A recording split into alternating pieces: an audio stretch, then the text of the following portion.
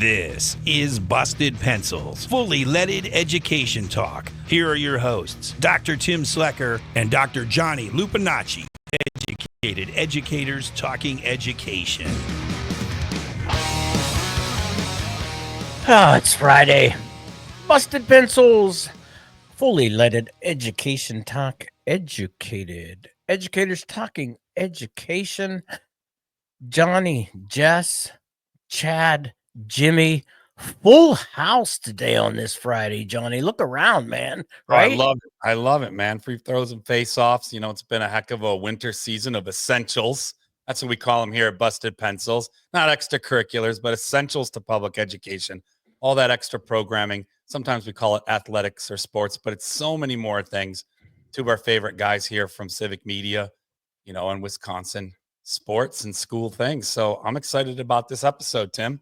Yeah, absolutely. Jess, how you doing? I'm doing pretty good. I got a little bit of the allergy sniffles going on, but that means that spring is here because the pollen is out, which means that flowers are coming along with it, and I will deal with those sneezies in order to see the flowers. Tim, how you doing? I'm doing better. As people may or may not know, it's been a rough week. The what do they call it? The neurovirus, Noro. Not Noro. I don't know. Jess, you're gonna be the medical doctor. I mean, help me. Norovirus. Okay, whatever. You know what? Here's the thing. Been getting your butt kicked. Oh, okay. Let's not go there anymore. Yeah, it's been, but I was thinking about the allergy season, you know, and you made me think of this. And I saw Jimmie hold up the look like the vial of Allegra there or something like that. You see these allergy commercials right now where they turn flowers into these marauding beasts that are coming to get you, and how dreadful allergy season is.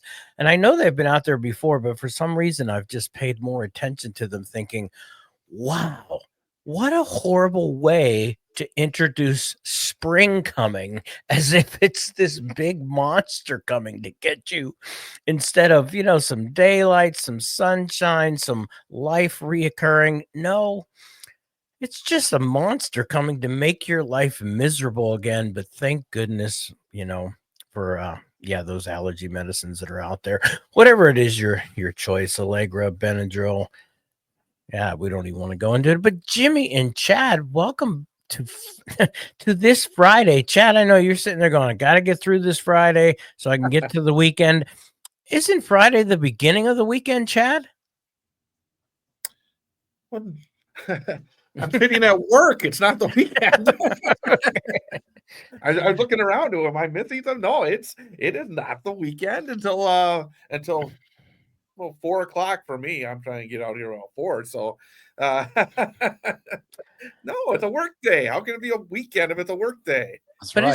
Isn't it like casual Friday, dress down day? Do what, you know, you kind of, people show up for work on Friday.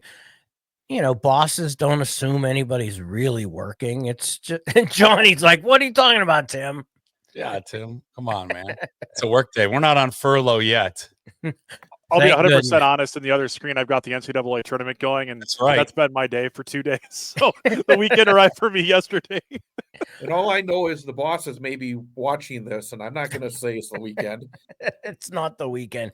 But you guys are always working. Jimmie and Chad, man, we are so glad to have you guys back together. I'm thinking, is this the first time we've had you guys together on a Friday? I believe it is. I believe it is. My goodness, how are we going to get a word in edgewise? Okay, sports, winter sports ending, spring sports beginning. Talk to us. Jimmie, I'm going to throw it to you first, let you go. You hand it off to Chad. What's happening in the world of, you know, spring or winter ending, spring beginning? So I'll just say this, the winter sports season this year, I think was largely devoid of drama. We didn't have any big controversies with teams getting into the state tournament. We didn't have any wrestlers having to appeal their way into a spot in the playoff field. We didn't have any drama really with any of the board of control meetings or anything like that.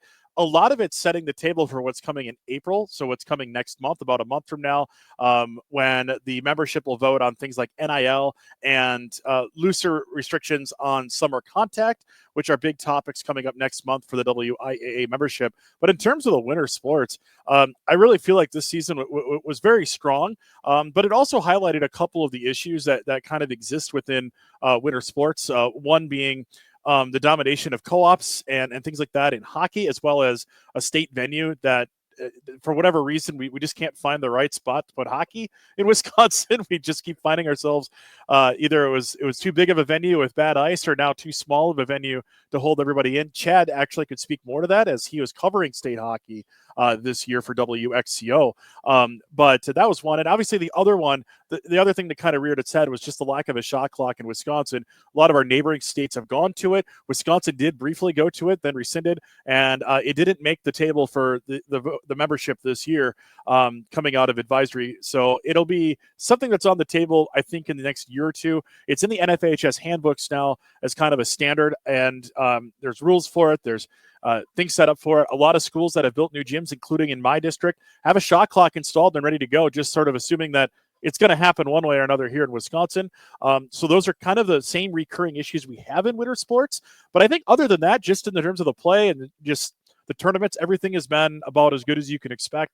The state tournaments are still a lot of fun to be at as a fan or as a broadcaster, and that's been a great part of it. Chad can speak more to it on the hockey side, as he was actually at state hockey this year. Yeah, and I think the location is still a question. And one of the things is interesting is nobody really knows, that I can find, coaches and other people involved, that have really any idea even what the contractual obligations are towards Bob Suter's Legacy 20 Arena in Middleton. This week, actually, I was talking to a young lady who had been a part of the Storm program over the years. And I actually asked her, I said, what do you think about the difference? Because she actually played at the state tournament the final year they had it at Alliant Energy Center, and then played at it as well at the new rink, the new location in Middleton. And she said that, for everybody who complains about Alliant, it was more of a state feel there than it is at the new smaller rink. That in a sense, what we have now is another weekend of sectional like hockey. And I do think that ultimately, when I hear something like that from one of the kids, I listen to that. And I do think that, and I feel kind of the same way that, you look at last week with the girls' state basketball tournament, the week before with the wrestlers, this week with the boys' state tournament at Cole Center, the hockey is very much, I think, left behind. And I think a lot of work has to be done in terms of really building it outside the groups that love it already. And I do think we're missing something right now in terms of finding that right location for state hockey, because I do think right now that is just hanging out there. It's been hanging out there for a long time, and that's one of the big issues. Johnny, I see you nodding there. You like arena venue matters is what I'm hearing. Oh yeah, especially for those big championships. I mean, you live for those traditions, and so it's hard when it bounces around and it changes venues. And certainly, there's a different energy when you're playing in the right place. That's like a mutual, but still kind of like home feel. Packs it in. It's good facilities. You get really sort of amped up for the honor of it, and then when it's consistently that, it builds those traditions, right? When you're young and you're coming up and you're going to those games as a fan, hoping to play for those teams when you're in high school or you're of that age, you build those traditions, and it's a big part of those things. So hopefully they can find a home, and get it to stick and provide the best experience, because it really is about that. Again, like, it's part of the whole process. I know it sounds funny to say, but that's the educational value of it. It's like having those traditions, having those rituals that you teach to be part of a team, to be part of a leadership, to celebrate those benchmarks. So love when it delivers for the kids. I'm sure they'll find it and figure it out. It's actually funny, because today a story came out that here in Wausau, we've had great success in hockey for many, many years. And this year we had 2 teams at the state tournament. But a story came out that right now there's a question mark unless the county spends $940,000 that the Marathon County Ice Arena, where both Wausau West and the Central Wisconsin Storm play games, it's going to fall apart. It may not be operational for the coming year. Oh boy. These rinks are very old. They have two rinks there. The rink that they play the varsity hockey games at is 50 years old. And it's not supposed to last that long. But there's been talk over the years of getting a new rink. And I've said for years, if you get the right size rink, you could have state here, right in the center part of the state. And it'd be wonderful for the community and for business and everything else. But it's just another example that, I mean, it's just been, the can has been kicked down the road for as long as I can remember. But I just saw this story and it's holy cow, if you don't put in nearly $1 million just to lift it up to be operational for this coming year, I mean, that says that you got to stop kicking this can. And I think it's sort of a microcosm of the need to find places for especially hockey right now in Wisconsin. And Chad, just to follow up on that, when Eau Claire built its beautiful new Sun Intake Center, part of that renovation initially included renovating the Hobbs Ice Arena with the idea that venue would be a potential host site for state hockey and for championships. And that never came to fruition. Instead, they just sort of connected the campus, and Hobbs exists as it is. But if you look around, especially here in my part of the state in western Wisconsin or even southern Wisconsin, there are at least two venues I've done games at where you can see the outside from the inside. That's how old these buildings are. It's literally a sheet of ice. And, oh, look, it's 10 below outside. Well, it's 8 below inside. So, there's definitely something to just the need for facilities, good facilities. And, the problem is too, in Wisconsin, it's not like Minnesota where every town has one. In Wisconsin, like where I live, it's 45 minutes to the nearest rink, and that's in Iowa. So there's definitely a lack of facilities and venues, which is also, I think, limiting the opportunities for the sport to really grow, which is also feeding into having all these huge co-ops of smaller towns having to congregate in one spot. I think of like Monroe, for example. They're bringing in 4 towns from across the Illinois border to play hockey, just as part of that co-op. They have 11 schools in their co-op. There's things like that happening in Wisconsin with the sport. And I think that's one of many challenges that face it. And I think the state venue is definitely part of it, but the facility issue is definitely there. And unfortunately, the hockey needs don't usually rise to the top of lists for people because not everybody, uses an ice rink. And right now, county budgets, city budgets, school budgets are really, really strained across the board, for whatever reason. And it's amazing how many different groups use these ice sheets. I mean, here in Wausau, they got the figure skating groups. The Wausau youth hockey is there. The junior team, the Wausau Cyclones, is there. I mean, just getting the ice time then is very difficult. And as you said, Jimmie, that some of these places don't even have the ice sheets in their community. They have to go half an hour, 45 minutes just to find it. So again, it's really interesting. And again, I've seen it over the years. It feels like the renovations, you're right. They tend to go more towards places you play football or basketball, and often the hockey rinks end up being 50 years old. I mean, I went to school here in central Wisconsin at DC Everest. I went to Marathon Park because my school played hockey there. And basically it's the same as it was back in the 1980s, except they used to have wooden bleachers and now they have metal bleachers, but everything else is pretty much the same.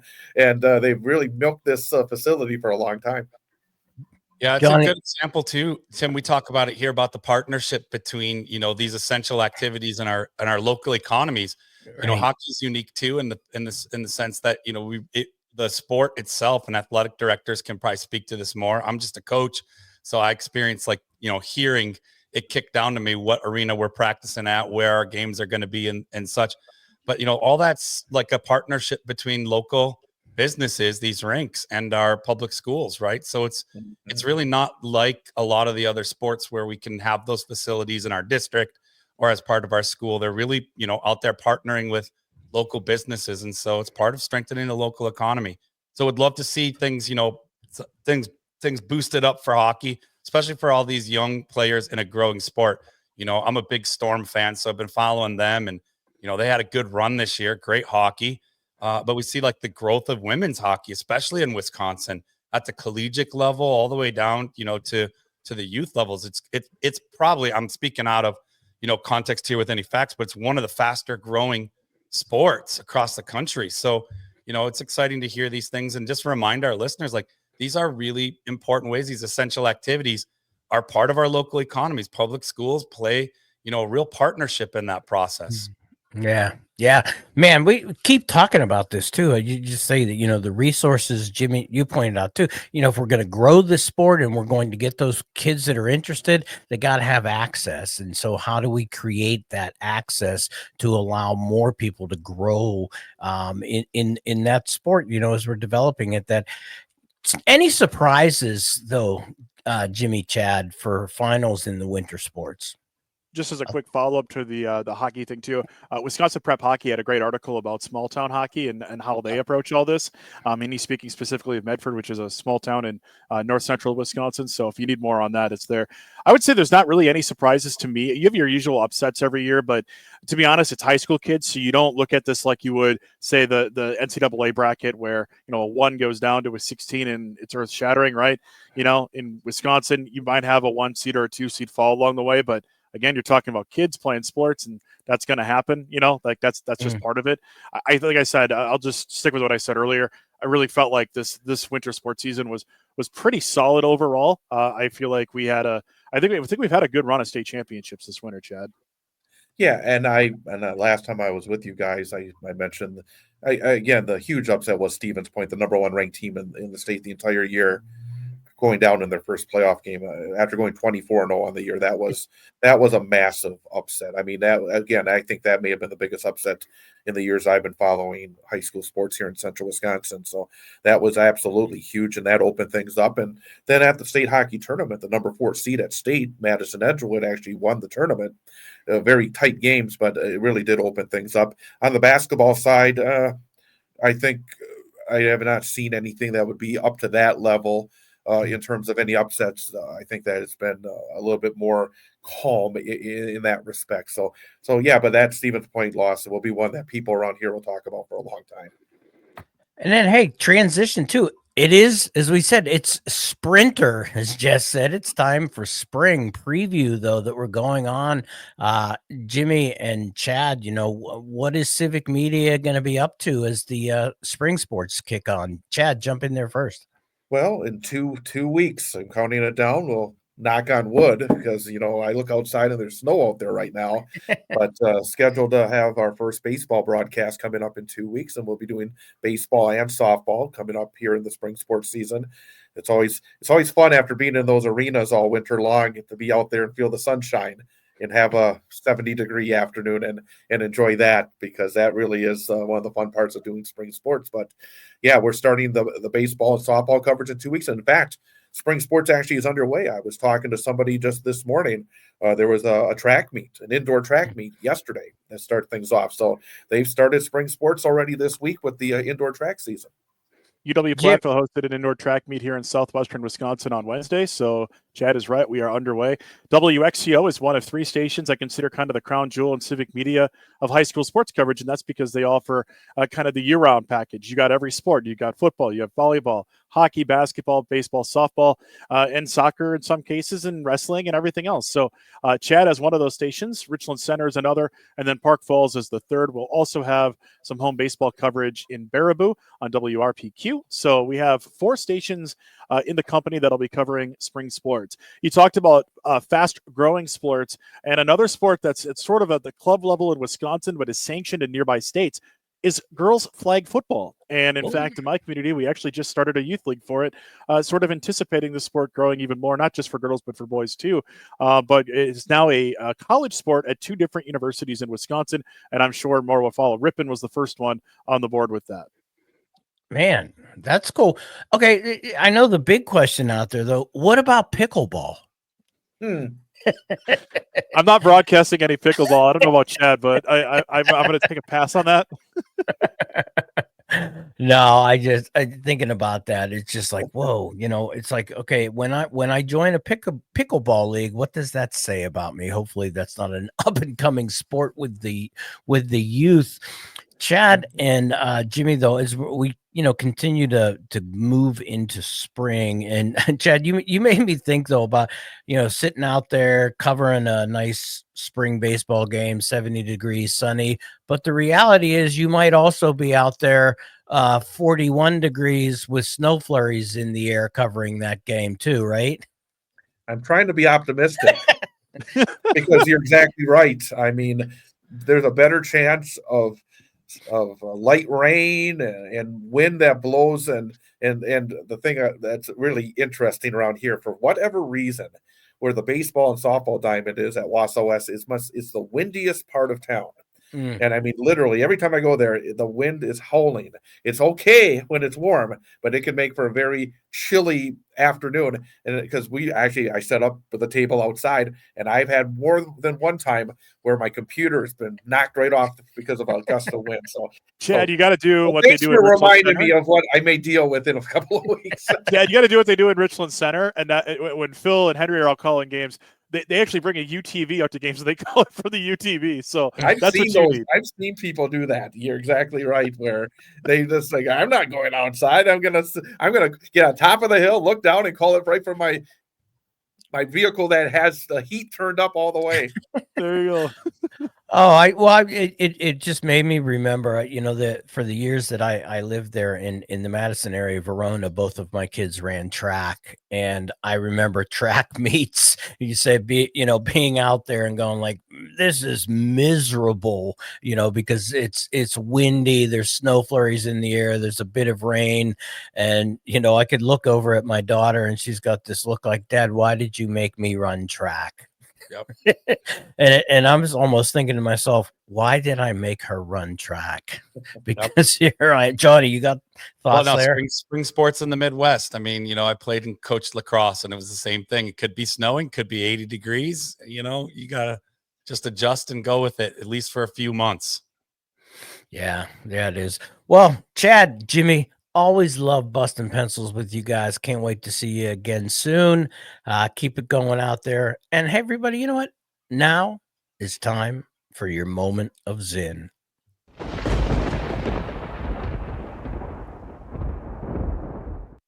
The future is an infinite succession of presents.